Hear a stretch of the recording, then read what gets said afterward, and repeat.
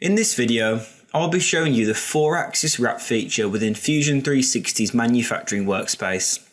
We'll be going through how to use it and how it can help you get more out of your 4th axis.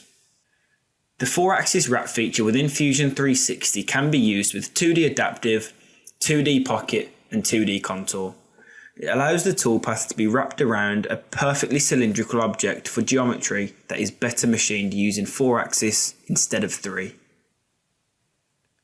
Take this component for example. It has features which wrap around the component, meaning a 3-axis style of machining isn't optimum. Before we get into creating toolpaths, we need to ensure our setup is correct. More specifically, we need to ensure our WCS is orientated correctly.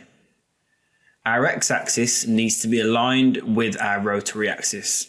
In this case, I'll reference my x perpendicular to this face. The toolpath works as easy as any other 2D operation. We simply select the geometry we want to machine and select the option Wrap in the Geometry tab. The next selection we must make is the geometry we want to wrap around. This selection is done in the Wrap Cylinder selection. Remember, this selection must be perfectly cylindrical. If it isn't, Fusion 360 won't give you the option to select it. The offset value is defaulted to 0, which means the wrap will be nominal to the cylinder selection.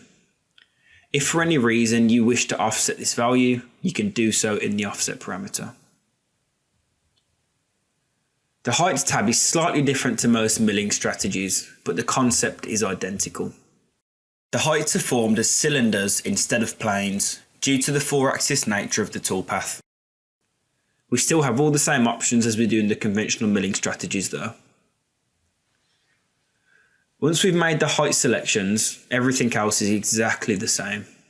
We need to make the appropriate changes in the Passes tab and the Linking tab. As stated earlier in the video, the toolpaths that have the wrap option are 2D adaptive, 2D pocket and 2D contour. Here's a variety of features where wrap is extremely useful and is the right tool for the job. Thanks very much for watching everyone, I hope you enjoyed the video.